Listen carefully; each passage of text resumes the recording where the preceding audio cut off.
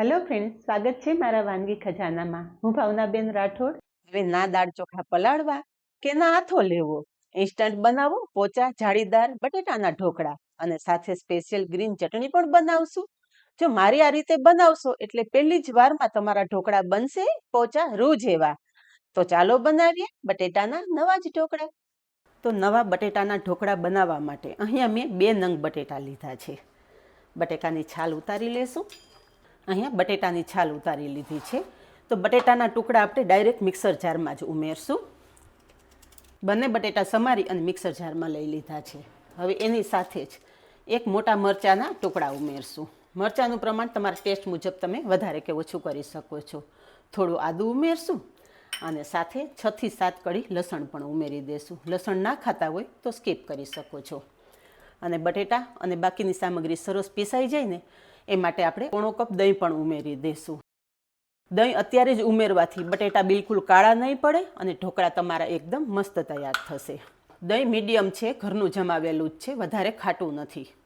બધું પીસી લેશું. અહીંયા બટેકા સરસ પીસી લીધા છે. પીસેલી બટેકાની પેસ્ટ છે ને એક મિક્સિંગ બાઉલમાં લઈ લેશું. અહીંયા તમે જોઈ શકો છો કે એકદમ મસ્ત સ્મૂધ પેસ્ટ તૈયાર થયેલી છે. એ જ મિક્સર જારમાં આપણે થોડું પાણી ઉમેરી અને મિક્સરમાં રહેલી પેસ્ટ પણ લઈ લેશું. હવે આપણે લોટ ઉમેરવાના છે. તો અહીંયા મેં અડધો કપ ચોખાનો લોટ લીધો છે. બટેટાના ઢોકળામાં ખાસ ચોખાનો લોટ ઉમેરવાનો. ચોખાના લોટથી સરસ બાઇન્ડિંગ મળશે અને ઢોકળા તમારા સરસ ફ્લપી તૈયાર થશે. એની સાથે 1 કપ રવો લીધો છે. અને ઢોકળાનું ટેક્સચર એકદમ મસ્ત આવે એ માટે આપણે 1/4 કપ ચણાનો લોટ પણ ઉમેરશું. બધું એક વખત સરસ મિક્સ કરી લેશું. ફ્રેન્ડ્સ, રેગ્યુલર ઢોકળા તો આપણા ઘરમાં બનતા જ હોય છે, પણ એક વખત તમે આ નવા બટેટાના ઢોકળા બનાવો, ઘરના બધા ખાઈને ખુશ થઈ જાય ને એટલા મસ્ત આ ઢોકળા તૈયાર થશે. બધું મિક્સ કરતાં તમે જોઈ શકો છો કે બેટર આપણું ઘટ છે. તો બેટર થોડું પાતળું કરવા માટે આપણે 1/4 કપ જેટલું પાણી ઉમેરશું. આ બેટર વધારે ઢીલું ના થઈ જાય એ વાતનું ખાસ ધ્યાન રાખજો. મને આ બેટર થોડું થીક લાગે છે કારણ કે આપણે રવો અને ચોખાનો લોટ બંને ઉમેરેલા છે. બંને પાણી એબ્ઝોર્બ કરશે એટલે થોડું વધારે પાણી ઉમેરી રહી છું. ટોટલ આપણે પોણો કપ દહીં ઉમેરેલું અને અડધા કપ જેટલું પાણી ઉમેરેલું છે. બધું જ સરસ મિક્સ કરી લીધું છે. હવે રવો અને ચોખાના લોટને ફૂલવાનો થોડો સમય આપવો જોશે. તો ઢાંકી અને બેટર સાઈડ પર રાખી દેશું. તો ચટણી બનાવવા માટે મિક્સર જારમાં સમારેલી કોથમરી ઉમેરશું. મારી પાસે સમારેલી છે. તમારી પાસે જો દાંડલી સહિત કોથમરી હોય ને તો દાંડલી સહિત જ ઉમેરજો. દાંડલી સહિત કોથમરીનો ચટણીમાં બહુ મસ્ત સ્વાદ આવે છે. કોથમરીની સાથે જ 1 દાળ મીઠા લીમડાના પાન પણ ઉમેરી દેશું. મીઠો લીમડો જનરલી આપણે કોઈ પણ આઈટમમાં નાખીએ તો કાઢી નાખતા હોય છે, પણ આ રીતે ચટણીમાં કે તમે શાકમાં ઉપયોગમાં લો ને તો મીઠા લીમડાના અઢળક ફાયદા મળે. એની સાથે જ આદું, 5 થી 6 કળી લસણ. લસણ ના ખાતા હોય તો સ્કીપ કરી દેવાનું. 2 નંગ મરચાં ઉમેરશું. આ મરચાં વધારે તીખા નથી એટલે હું 2 ઉમેરું છું. તમારા ટેસ્ટ મુજબ તમે મરચાંનું પ્રમાણ રાખી શકો છો. અને ચટણીને એકદમ સરસ બાઇન્ડિંગ આપવા માટે થોડા શેંગદાણા પણ ઉમેરી દેશું. સાથે અડધા લીંબુનો રસ, સ્વાદ પ્રમાણે મીઠું અને ચટણીને એકદમ ખાટો મીઠો ટેસ્ટ આપવા માટે 1 ચમચી જેટલી ખાંડ ઉમેરશું. તમને જો મીઠી ચટણી પસંદ ના હોય ને તો તમે ખાંડ પણ સ્કીપ કરી શકો છો. ઢોકળા સાથે ખાવા માટે ચટણી બનાવવાની છે એટલે થોડી પાતળી ચટણી જોશે. તો આપણે 2 થી 3 ચમચી જેટલું પાણી ઉમેરી દેશું અને બધું સરસ પીસી લેશું. ચટણી પીસી લીધી છે અને ફ્રેન્ડ્સ, ચટણીનો કલર અને ટેક્સચર તમે જુઓ. જોતાં જ ખાવાની ઈચ્છા થઈ જાય ને એટલી મસ્ત આ ચટણી તૈયાર થઈ છે. એવું નથી કે તમે ઢોકળા સાથે જ આ ચટણી ખાઈ શકો. રેગ્યુલર ખાવા માટે પણ તમે આ ચટણી બનાવો ને તો ભોજનનો સ્વાદ અનેક ગણો વધી જાય. ચટણી એક બાઉલમાં લઈ લેશું. તૈયાર થયેલી ચટણી સાઈડ પર રાખી દેશું અને આપણું બેટર જોઈ લઈએ.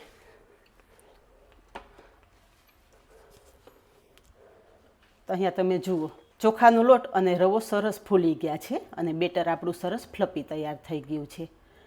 અને બેટર થોડું થીક પણ થઈ ગયું છે. આટલા થીક બેટર સાથે તમે ઢોકળા બનાવશો ને તો તમારા ઢોકળા ક્યારેય પણ પોચા નહીં બને. તો વધારે 2 થી 3 ચમચી જેટલું પાણી ઉમેરી અને બેટરની કન્સિસ્ટન્સી પરફેક્ટ કરી લેશું.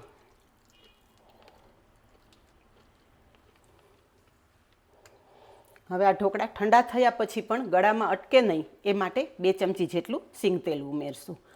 ઢોકળા ગમે ત્યારે બનાવો, શક્ય હોય ત્યાં સુધી સિંગ તેલનો જ ઉપયોગ કરવાનો. સિંગ તેલથી ઢોકળામાં બહુ મસ્ત સ્વાદ આવે છે. તો તેલ પણ બેટર સાથે સરસ મિક્સ કરી લેશું.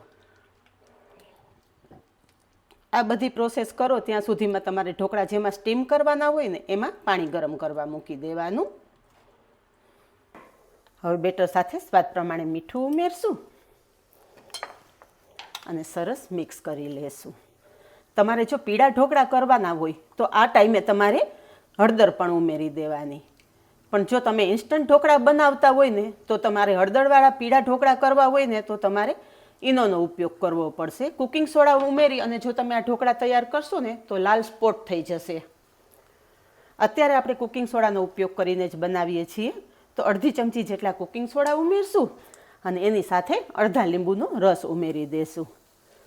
કુકિંગ સોડા ઉપર લીંબુનો રસ ઉમેરો ને એટલે કુકિંગ સોડા ઝડપથી એક્ટિવેટ થાય. બધું સરસ મિક્સ કરી લેશું.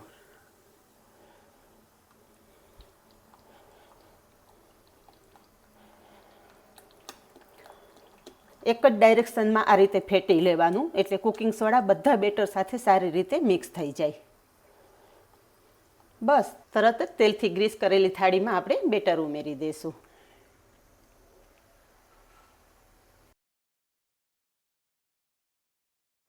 થાળી સહેજ આ રીતે હલાવશો ને એટલે બેટર થાળીમાં એકદમ સરસ સેટ થઈ જશે. અને ઉપર થોડું લાલ મરચું પાવડર સ્પ્રિંકલ કરી દેશું. આ બધી પ્રોસેસ કરતાં પહેલાં જેમાં તમારે ઢોકળા સ્ટીમ કરવા છે ને એમાં પાણી ગરમ કરવા મૂકી દેવાનું. તો મેં સાઈડમાં એક કડાઈમાં પાણી ગરમ કરવા મૂકી દીધેલું. તો હવે આ ઢોકળા સ્ટીમ કરી લઈએ. અહીંયા આપણે કડાઈમાં જ ઢોકળા સ્ટીમ કરવાના છે. તો કડાઈમાં પાણી ગરમ થઈ ગયું છે. એક સ્ટેન્ડ રાખશું અને કડાઈ બિલકુલ કાળી ના થાય એ માટે એક લીંબુનું છોતરું પણ ઉમેરી દેશું. બસ તૈયાર કરેલી થાળી સ્ટીમ કરવા મૂકી દેશું. ગેસની ફ્લેમ ફાસ્ટ રાખશું અને 20 મિનિટ ઢોકળાને સ્ટીમ કરી લઈશું. અહીંયા ઢોકળા સ્ટીમ કરવા મૂક્યાને 20 મિનિટ જેવો સમય થઈ ગયો છે. એક વખત ચેક કરી લઈએ. અહીંયા ટૂથપીકથી ચેક કરશું તો તમે જુઓ કે ટૂથપીક એકદમ ક્લીન બહાર આવે છે. મીન્સ કે ઢોકળા એકદમ મસ્ત તૈયાર થઈ ગયા છે. હવે તૈયાર થયેલ ઢોકળાની થાળી બહાર કાઢી લેશું અને એ જ કડાઈમાં 1 ગ્લાસ જેટલું પાણી ઉમેરી અને બીજી થાળી સ્ટીમ કરવા મૂકી દઈશું અને ઢાંકી દઈશું. હવે આ ઢોકળા થોડા ઠંડા થાય ને ત્યાં સુધીમાં એના માટેનો સ્પેશિયલ વઘાર કરી લઈએ. વઘાર માટે તડકા પેનમાં તેલ ઉમેરશું. તેલ ગરમ થતાં અડધી ચમચી રાઈ અને 1 ચમચી તલ ઉમેરશું. એ સાથે જ 1 લીલા મરચાંના ટુકડા પણ ઉમેરી દઈશું. લીલા મરચાં સરસ સંતળાઈ જાય ને એટલે થોડા મીઠા લીમડાના પાન ઉમેરશું. વઘાર સરસ તૈયાર થઈ ગયો છે. ગેસની ફ્લેમ બંધ કરી દેશું અને તરત જ તૈયાર કરેલો વઘાર આપણે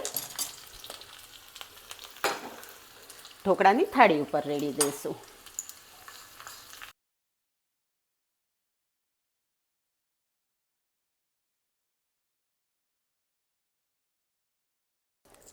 ફ્રેન્ડ્સ, રેગ્યુલર ઢોકળા તો તમે બનાવતા જ હશો. એક વખત આ બટેટાના ઢોકળા ટ્રાય કરો. ખાઈને ખુશ થઈ જાવ ને એટલા મસ્ત આ ઢોકળા તૈયાર થાય છે. ઉપર થોડા કોથમરીના પાન પણ છાંટી દઈશું અને ઢોકળા કટ કરી લઈએ. તો ફ્રેન્ડ્સ, ઢોકળા કટ થાય ને ત્યાં જ તમને અંદાજ આવી જતો હશે કે આ ઢોકળા કેટલા ફ્લપી તૈયાર થયા છે.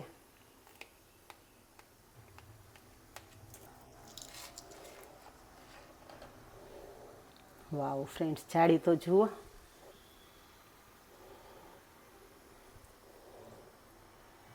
કેટલા સોફ્ટ ઢોકળા તૈયાર થયા છે તમે જોઈ શકો છો. અને પોચા તો એવા કે મોઢામાં મૂકતા જ સડસડાટ ગળે ઉતરી જાય. તો ફ્રેન્ડ્સ, આજની રેસીપી કેવી લાગી? જો તમને મારા અવનવા વિડીયો પસંદ આવતા હોય ને તો વિડીયોને એક લાઈક જરૂરથી આપજો અને ચેનલને સબસ્ક્રાઈબ પણ કરી લેજો અને પાસે રહેલું બેલ પણ પ્રેસ કરી રાખજો જેથી આવનારા નવા વિડીયો સૌથી પહેલાં આપને મળે. તો આજે બસ આટલું જ. મળીએ નેક્સ્ટ વિડીયોમાં. ત્યાં સુધી બાય. Thank you.